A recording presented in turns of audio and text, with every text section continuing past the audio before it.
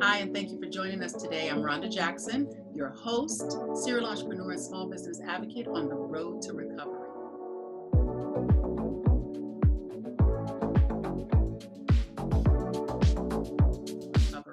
And today's financial discussion is implemented like now in your business. I can't even get more urgent about this. Between tax conversations, accounting, PPP loans, we have an industry expert, Miss Jennifer Barnes, CEO of Optima Office. Thank you for joining us, Jennifer.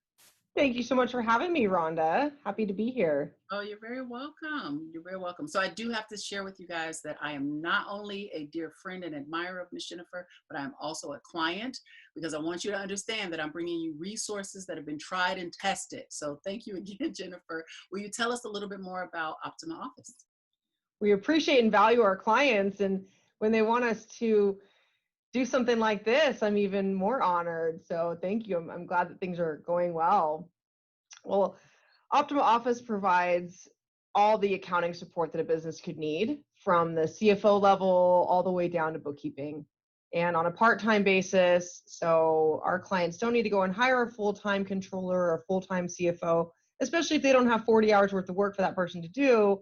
So we can give them fractional people only at the levels that they need and the hours that they need. And then we also do HR. So we can help on the HR side just as much as on the accounting and finance side. Mm-hmm. Currently, HR is about 15% of our revenue. So it's not a huge portion, but we're hoping to get it to maybe 20% next year. But I can appreciate how interwoven both of those components are, just from in our interaction and how we've utilized your services in my own businesses. But I do want to ask a question, because guests on the show, I've been asking if they could describe the current situation in one word. What word would you use? The current situation is troubleshooting.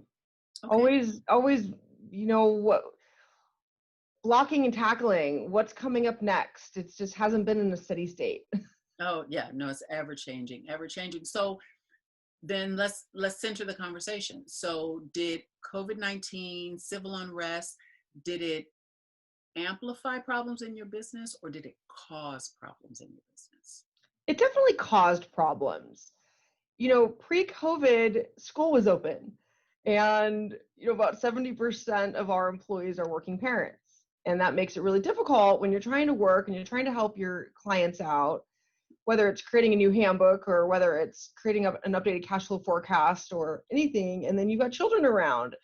Everybody loves their children, but they also want to be able to get work done. Yeah. So it was constantly troubleshooting childcare. We're still troubleshooting childcare. It's, troubleshooting cash. I mean, a lot of businesses got severely interrupted. And so how can we help them plan for and strategize around how much cash do they have right now, and then how much are they going to need for the next 13 weeks, for the next 6 months, for the rest of this year, what's going to happen to their revenue. And so it's constantly. Let's talk about that. You mentioned the word strategy and plan, and that's one of the things that we really focused conversation on, how to take actionable steps from others' experiences, others' expertise, and implement those in their business. So when you notice this disruption and, news hits, you're watching, employees are now working from home, shelter in place. What was your first action step? What'd you do? Communicate. Oh, okay. I think I've been at places that don't communicate effectively, and their employees don't know what to do. They're scared. And the more that we can communicate with them and let them have a sense of ease and calm and feel safe, yes, know that we're going to take care of them and they have a job. I'm not laying anybody off. No matter what happens, we are going to do whatever it takes to keep all of our people employed and busy and make sure that all of our clients are taken care of. Yeah. So strategy is, how do we communicate? How often do we communicate? So one question though, because what I've always admired about your business is that you look inward and you look outward. So that communication, was it just with the employees?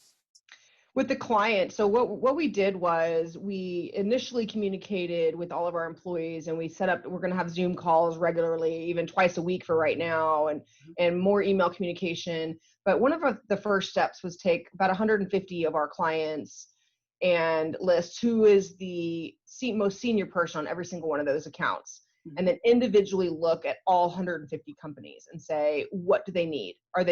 Are they supported? What does our staff need? What are the resources do they need? Do we need to immediately get them, additional capital? Do we need to initially, do we need to lay some people off? What do we do for each of our clients? And so we had to do a major reach out plan, the executive team, and make sure every single client had a plan Okay, so for the accounting side. we've had earlier conversations in some of the previous videos where people have noted like doing essentially a needs assessment. And that's what I hear you discussing right now, but it sounds like you did the needs assessments internally and externally. So what your employees need from you and that communication, more of that attention and security, right? The sense of security and safety. And then it sounds like you also did that for your customers. What happens after you assessed and gathered all this information? What'd you do with that information? Well, right when that started happening, the CARES Act came out. And so then you've got the FFCRA, the Coronavirus Act, you've got the Families Medical Leave Act. And so understanding what the implication is for each business of the CARES Act and the PPP loan. So do you need a PPP loan? Do you qualify for a PPP loan? It was just a moving target for so long, the PPP loan itself. And so we created a task force. We created two task force. One was on the accounting side. Okay. And what do we do to keep our clients, applied for the loan, qualify for the loan? What are the best uses of the loan? So really taking that standpoint. And then on the HR side, what do you need to do of all these new rules and all these new codes that are going to be put into payroll? What do you do? And make sure that we are the advisors, that they know who to turn to. And we were the subject matter experts, essentially. Okay. So I just want to clarify the action step that you took specifically. Is that an action step that you recommend all small businesses to take, or how do we best navigate when we do that needs assessment and we know what where we're lacking, how COVID impacted our businesses? Well, I think businesses should really stay in their lane and trust their advisors. Okay. If you're an interior design business, you're not going to go and create a PPP task force and start trying to do all that yourself. You're probably not going to go in and create all your own marketing plans and all your new social media plans. So I think it's really trusting a team of experts and advisors that have already spent their time and energy to learn that process, so that you just do what you're good at. No, I'm happy to stay in my lane. So then what tip would you give to businesses, or which step should we jump to? So if we've reached out to an advisor, what deliverable or product could we use to kind of analyze where we're going in our businesses? I think that every business needs to make sure that they understand their financials and they understand their cash flow forecast, and how much cash do I have now? How much am I going to have 13 weeks from now? And it's really a new revenue reforecast. Okay. So what business owners, we don't know what's in your head, so to speak. We don't know what deals you're working on. And so the more information you can give your accounting or finance or HR team, marketing team, anybody about what's going on in your business from a high level, right? So for us on the accounting side, we want to know, what are your revenue projections? What do you think is going to happen? So for each of our clients, each of our top team members had a conversation with them. What do you think you're going to do with revenue? Where do you think revenue is going, up or down? What expenses can we cut? What employees can you not cut because you want them no matter what? Do you have to lay anybody off? So it's really creating plans and understanding the money in and out. Yes. And then making sure you have accurate and timely financials that are up to date and you can trust. Exactly. And one of the things I actually am, and please correct me if I'm wrong, I think some of those resources that you're mentioning are available on your website. Do you mind? One, is that true? And two, if you could share the website with us. Sure. We have so many resources on our website, and they're under the Optima News section. So OptimaOffice.com is our website. Yes. Essentially, when you go to Optima's website, there's a news drop down, and that has all sorts of information from the CARES Act, from HR laws and regulations, from how to do a budget. We have a lot of templates that we can offer people. So really, we just want to be a resource and we want to help others. Yes. And I would just recommend not trying to do things yourself if that's not your expertise. Well, I mean, you guys are great as a resource yourselves. So, as a company and the service that you offer. And I think what will be helpful for business owners is getting, it's one thing to fill in the boxes, but to have someone like yourself interpret what that information means now that it's down on paper. So, I think, what I hear you saying is recommending that, yes, use the resource, get it out of your head and on a piece of paper so that a professional can take a look at it, like Optima Office, and dissect it and help, with that forecasting and with that planning and, strategy session like what you recommended earlier. Yeah, I mean, we see a lot of business owners, they get confused between their cash flow forecast and their profit and loss forecast. And they're two completely separate things, because when you're forecasting out cash, there's a lot of things that are going to show up on your cash flow forecast that are not going to ever show up on your P&L. It could be all balance sheet items. I mean, if you're buying a bunch of equipment, then you're increasing your assets on the equipment side, but then you're decreasing your cash. And so none of that's ever going to hit your P&L unless you're depreciating that asset over a 3-year period or whatnot. So I think people get confused of, how do I really manage my cash? I'm profitable. I don't need to manage my cash. Well, you should understand the difference between the two. Yes. Understand the difference between net income and, cash flow. And these are the tools and resources that we want to provide here on the road to recovery. If you're an emerging entrepreneur and you're moving to establish, if you're an established entrepreneur and you're taking it into overdrive, hiring the professionals, creating the communication plan within your organization, not just where you are, but where you're going and your plan, so people, can get the on board and they can keep that business moving forward. So I think those are very, very, pivotal thoughts on how to, stay on track and remain sustainable. Because I know that you shared with me in earlier conversation that you've had clients that didn't quite make it even through this phase of the pandemic. So that's, we really want to see businesses survive and thrive. Survive and thrive.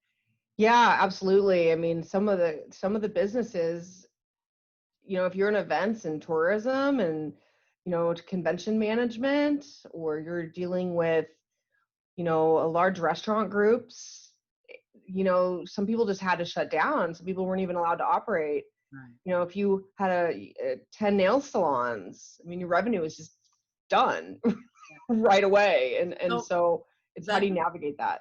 That's a lot of different industries that you named.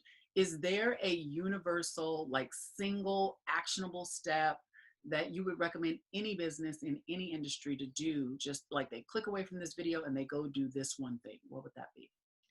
I would say it would start with the revenue reforecast. What Okay. did you think you're going to do for 2020? And then what are you going to do now because of COVID? And really make sure you're pretty clear on what your revenue expectations are going to be. And then once that's done, you can put that into a 13-week cash flow forecast and say, how much cash do I have right now? How much can I expect from customers? Because your revenue forecast is going to immediately take into what's coming into your bank from your operating revenues. Right. So do the revenue reforecast and then do the cash flow forecast out 13 weeks. So you really have a good idea of what your operating capital needs are going to be. Yes. A quarter from now. Yes, I understand. I mean, I love this. I think that this is a valuable resource. So I hope entrepreneurs will take advantage of going to the Optima Office website and getting this tool and working with it, and then reach out to Optima or your accounting professional if you have questions about it and need some additional assistance. Thank you again, Jennifer, for being with us today and for sharing the information that you've shared with us. Thanks so much for having me. It's good to see your face. Oh, you're welcome. Yes. I wish it was in person, but yeah, no, the next one. As soon as we come out of this, we'll Sounds get it good. in here and I'll see you on the other side. Perfect. Thank you.